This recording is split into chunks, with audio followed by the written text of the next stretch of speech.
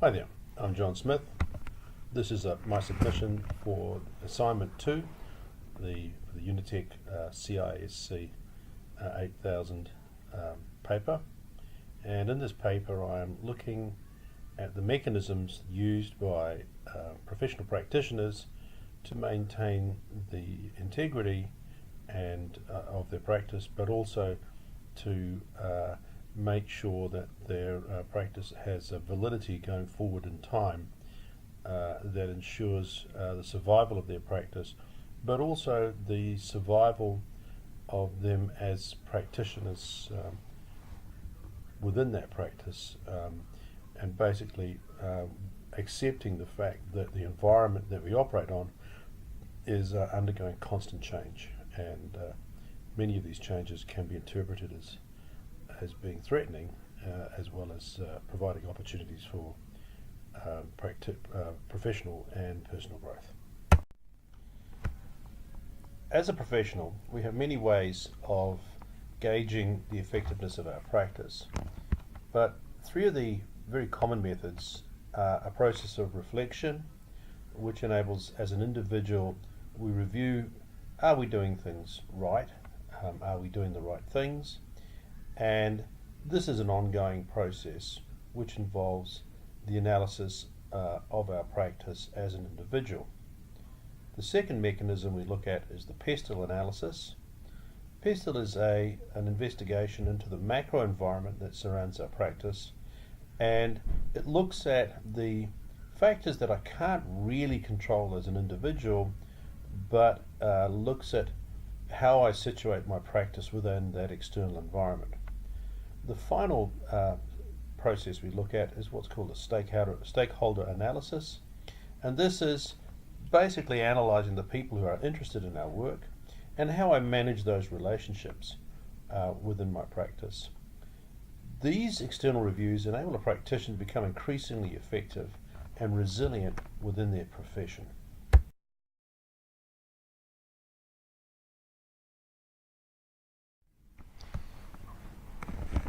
In this section, I'll be looking primarily at my reflection as a professional educator, as a teacher of 6 years experience, and as a budding researcher.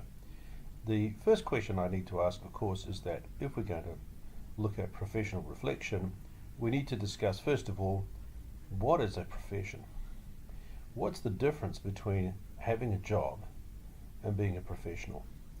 And it's obvious to everybody that being a professional is more than having a job. It requires more personal commitment. It requires a very highly specialized set of skills. And it requires a significantly different attitude from the position of just being an employee or a business owner. The professional requires a mixture of skill sets, attitudes, and some form of formal qualification. Another pertinent question, of course, is teaching a profession? Teaching does require qualifications. It does require specialist knowledge, certainly requires commitment, and to be effective under the legislation that we work under, we are required to practice reflection on a regular basis. Teaching also requires a significant component of empathy. We are working with students and people at difficult times of their lives when they are working towards improving themselves, improving their place in society, both as individuals and as groups. And our function as teachers is to facilitate that journey and to ensure that the outcomes are what we would expect. And looking at this, the evidence for me is that teaching is a profession, and teaching requires special skills. It requires the development of relationships with funders and clients, and there's no doubt that as a professional practice it also requires reflection and empathy. And I call your attention to the YouTube videos that I have suggested below. These are highly beneficial in the idea of looking at what is professional practice as a teacher. One of the big issues with being a professional is that, as a teacher in particular, we are going to fail.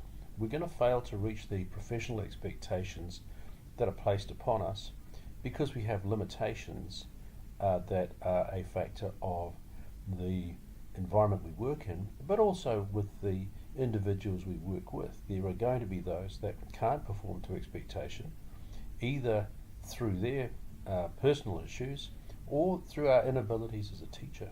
And that's where reflection comes in. The idea that we have to constantly monitor our effectiveness as professionals and take steps to try and improve our practice on an ongoing basis. In his video, Dylan Willian points out that it's very, very difficult to identify what is a good teacher and what is not a good teacher, and that in fact educational professionals perform significantly worse than chance when it comes to assessing what is a good teacher and what is a poor teacher. And the second thing he points out is that it takes a very, very long time to develop an effective teaching practice. So one of the issues you've got is that you're effectively stuck with the teachers you've got. There are no bad teachers. There are teachers who can probably be made better, and that by actively engaging in feedback and reflection, we can become better teachers, and therefore we can improve the outcomes for the students that we're working with.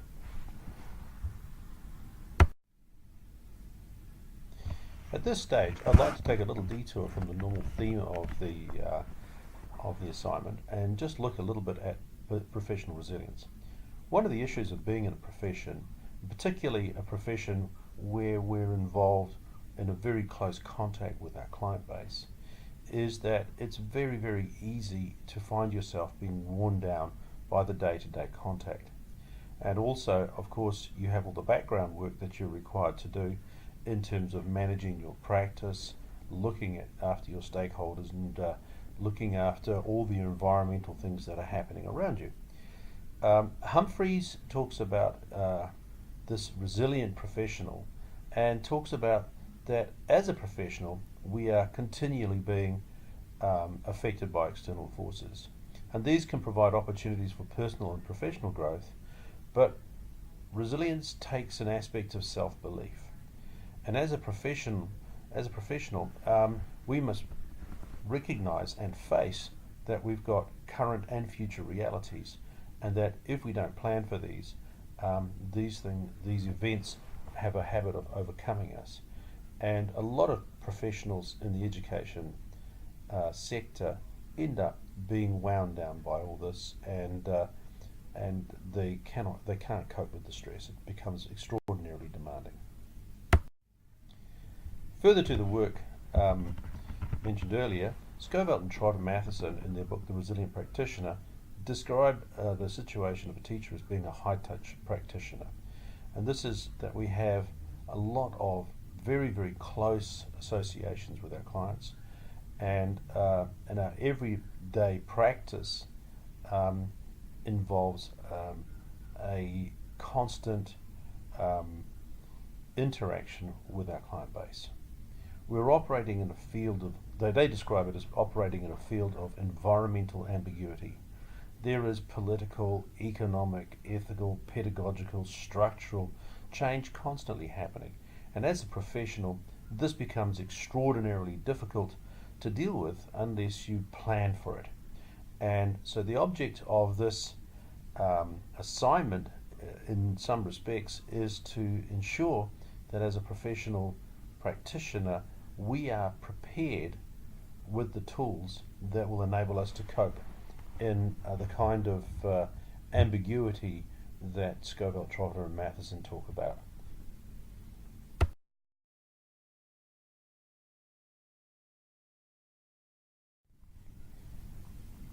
One of the complicating factors of being in a profession is that we have certain ethical and moral guidelines that we're required to follow.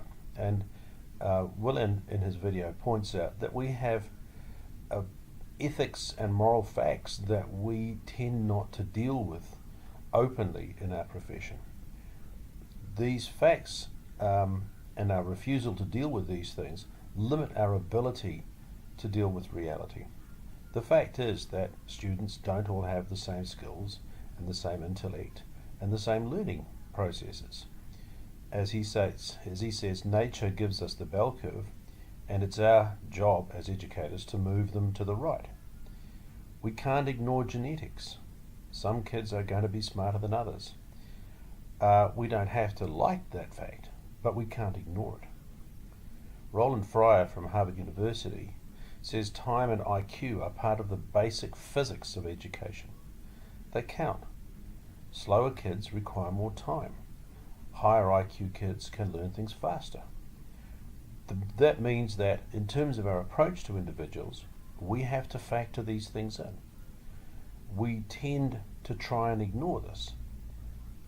We don't like this as teachers, but the fact of the matter is different individuals have different requirements and we need to deal with them. The second thing we need to remember about all this is that for those that we fail, life becomes very tough. There is a significant difference in outcome for the students and life outcomes for the students that at the end of the day we fail as professional educators. In the previous slide, I looked at the factors affecting individual student results. The physics of IQ and the physics of time, and the issues of the bell curve and all that represents in terms of education. But there's an overlying structure that has a bigger effect, and that's the concept of financial morality. Where does the money that is being spent on education go? And there are some significant historical factors that come into play. First and foremost, the people who earn more tend to pay more tax, so they feel entitled to place more demand on the tax structure. The second part of this is the way that clusters tend to form in terms of social and economic groups. So students from poor backgrounds tend to be clustered together. Those clusters have poor infrastructure. Meshed in with this, you have racial inequality. You tend to have the disenfranchised sectors of society clustered in the poor and poorly serviced and poorer areas. And then overarching this, you have this demand from the parents to have their students streamed. They want them streamed within schools and across schools so that they can get the best, or what they perceive to be the best teachers. This is very, very highly parent driven. This tends to, of course, work in with the survivor bias, in that those who are most successful in gaining what they want from education are those who were the most successful in benefiting from education. This means then, of course, that the sectors of society that education fails have no voice. And this begs the question then, if they have no voice, who's responsible for that?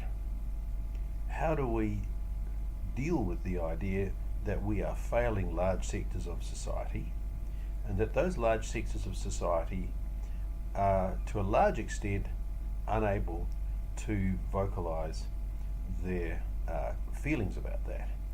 And this, I think, leads to a great deal of tension within society and within the education sector.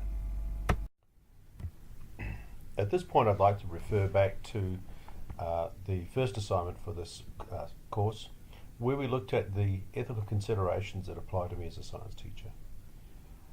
The concept of kaupapa Maori in education basically sums up to state that I can't do anything that is harmful to my students. And I can only do, as a teacher in my practice, I can only do the things that are really beneficial to my students. And I have to preserve that concept and that integrity at all times. The code uses terminology of the tangata whenua to ensure that teachers practice is ethical and culturally responsive. And the idea that when I'm teaching, if I practice the concepts that are preserved within the Treaty of Waitangi, and that I look after the mana of the individual students, then if I teach in a way that is morally consistent with that, then what I do for my Maori students will be also beneficial if I do behave in the same manner towards my other students. In the previous slide, I looked at the ethical framework that I'm obliged to follow as a teacher. This framework is supplied primarily from the Education Council and is based on the concept that if my practice is good for Maori, then my practice is good for all. In my research, I'm looking at the benefits that I can bring to Maori and Pacifica students if we can get them to engage in science at a higher level. And the question is, do we need a different framework? When I look at the discussion from Linda Tufore-Smith in Decolonizing Methodologies, she points out that a lot of interactions of Indigenous people with researchers has been negative and has been viewed as colonialist in its approach. But I need to bear in mind a couple of things. First of all, Maori are not the only Pacific Islanders in New Zealand. Maori and Pacifica are highly overrepresented in the lower echelons of educational achievement, and Western pedagogies tend to be hypothesis driven. And this needs to be carefully thought through. The idea of being pedagogically driven by hypothesis tends to mean that a lot of the potential conversations that we could be having are lost. And this is very important. Violetti has developed a concept of talanoa as a research pedagogy for Pacific Island research. Talanoa loosely means to talk about nothing. The idea of talanoa is that we have an open-ended discussion. We have a free flow of ideas, and that these ideas are of inestimable value in their totality. There is a focus on reciprocity, that we have a free and respectful exchange of ideas. The power lies with the participants, and the researcher has a humble, respectful and considerate relationship with the participants. We need to bear in mind that in pre-colonial times, Pacific Islands were highly functioning societies. Their epistemology is equally valid as any Western epistemology, and we need to recall that those conceptions are still useful in our investigations into their culture.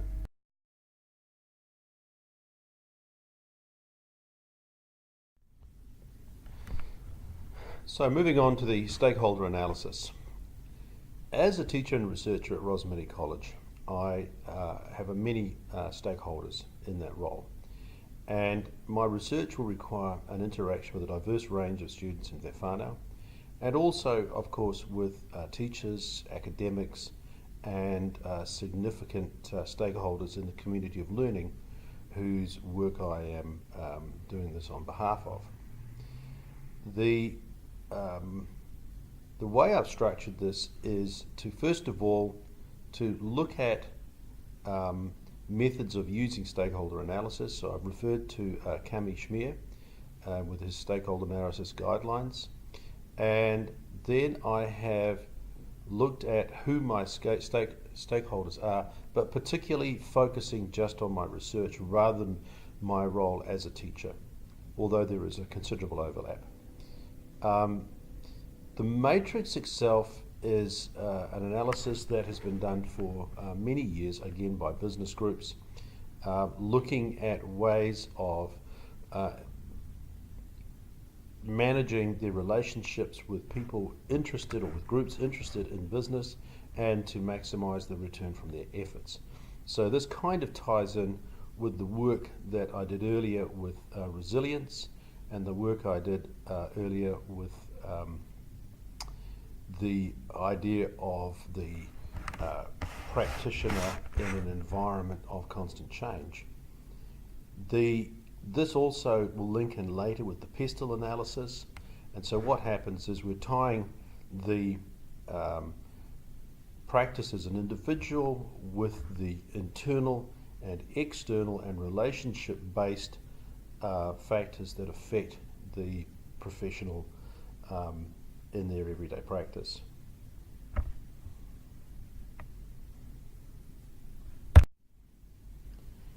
Typically, when compiling a matrix of stakeholders, you would survey your stakeholders and using various metrics to work out just what the interaction between them and your company was, where they saw you in their hierarchy of contacts, and you would then build up some kind of metrics by which to analyze your relationships. I haven't done that in this case, basically because I have a depth of experience with most of the people that I'm using as stakeholders, and I have the ability to extrapolate that into the environment of my role as a researcher. And this allows me, I think, reasonably accurately to plot a matrix.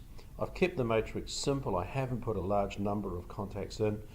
The idea being that the most important ones are covered, and the ones that are less obvious can be clumped in with some of the ones that I've covered anyway.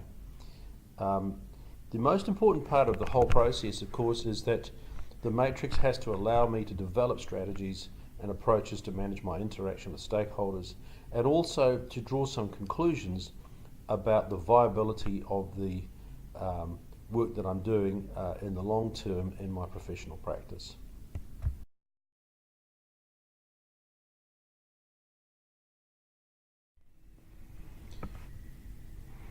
For my matrix of the analysis of my stakeholders, I have categorized my stakeholders into four broad categories: high interest, low power, and high power. This matrix is primarily oriented at the achievement of my goal, which is to complete my research. And so I have categorized it based on the impact these groups have on my research achievement. So looking at these, first of all, students at this stage have generally a low interest in the research, and to be honest, really don't have that much power. They will have the power, of course, once the research is complete, but at this stage the power lies with other groups. The community of learning teachers have quite a high interest in this, although most of them are engrossed in their own projects. But we also have a low power in the sense that we are subject to the vagaries of other members of the community of learning group, and particularly the governance group. And we have no control over what the long-term outcome of the community of learning's decision making is going to be. Looking at academia and the academics involved in the community of learning and also involved in the Master of Applied Practice program, the power of these individuals is quite high. They have the ability to assist me in achieving my goals or to prevent me achieving my goals, primarily on the basis of controlling the academic rigour, but for a lot of the people involved, and particularly the academic professionals hired by the community of learning, they've been through a lot of these, and my guess is to a large extent it's a case of they're interested but not really involved. The two groups that have significant power and significant interest in the outcomes are the community of learning governance and the whānau of the students involved in the research. And first of all, looking at the whānau have a legitimate right to be concerned about the nature of the research, and strong and careful steps must be taken to ensure that they understand that the research is for the benefit of their students and that no harm will be done as a result of this work or by conducting this work. And this sheets back to the earlier slides that we looked at in terms of kaupapa Māori and the protection, the ethical considerations of working with a diverse group of learners. The final group to look at is the Community of Learning Governance group. And this is a group of headmasters that set up the Community of Learning, have drawn down the money from the government, and so far admit in their own words that the output has been pretty poor.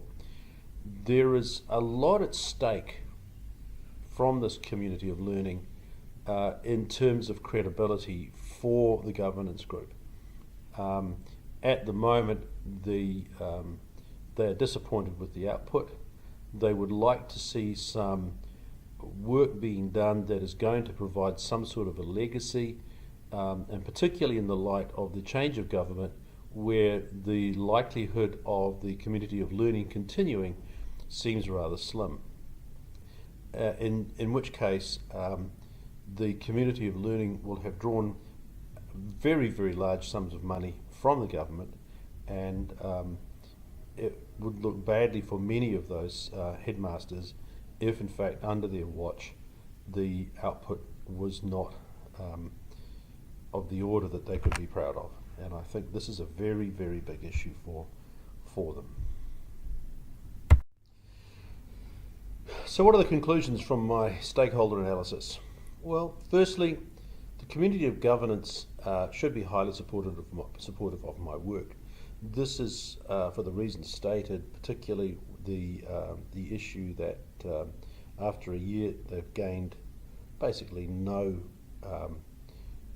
tangible results, and I think this is a bit of an embarrassment for them. Secondly, I've identified, in fact, that whānau are quite important in my work, and if I wish to be successful, I need to engage with them. Historically, of course, I've done this through the teachers within the school, the Maori and Pacifica teachers. We've also made sure that the teachers have been the whānau, the parents, have been advised of all the work we've been doing, but possibly there is still room for increased relationship building. My fellow teachers and COL members in academic support groups, perhaps not as interested in the work as they could be, perhaps not that controlling, but still I need them to support me, particularly if any value is to be gained from my work, due to the fact that as a group of teachers we're going to need to implement the strategies if we can find any way of improving engagement. Finally, I've put students low on the power and interest levels in the stakeholder analysis, but I've got to somehow make sure that we understand that the students are the folk who are going to benefit the most from this work, and they are the central pillar for the research. And we have to be careful that when we start coming up with strategies for implementing the results of my work, we have to be very careful that we don't alienate the students and don't have them voting with their feet and departing from the strategies that we're trying to develop. The pestle analysis is a tool that is used in business, and particularly in large businesses, to look at planning for the future. It accepts that there are aspects of business that are outside the control of the people within that business, and uses this tool to analyze through the sea of uncertainty that is always surrounding the commercial sector. A professional practice has two aspects. The first is there is the component of the practice that is the interaction with the client base. But the second part of a practice is the business of being a professional. And that aspect has to be preserved and conserved. If the business side of the profession falls over, then there is no practice. And the two parts are totally intermeshed. So if we don't have the financial and future planning organized for the practice, then the actual detail of the practice is going to become a null and void question. The pestle analysis is a very useful tool in business, and in my previous professions I used it quite a lot. It's got a lot of applications within professional practice, primarily looking at the external factors that are affecting the potential future of an organisation, and as also looking at the effects it may have on us as individuals. I won't go through in great detail what is the content of my pestle analysis, but there is a sequence of logics that you go through. First of all, looking at potential external factors, looking at the likely impacts, and then making a decision whether or not those are going to be positive in your practice or negative. And by analysing these in some detail, one can get an idea of what the future of your practice may be and what other steps you need to take to preserve the practice in terms of yourself as an individual, but also overall in terms of whether it's a business or whether that function exists within an institution.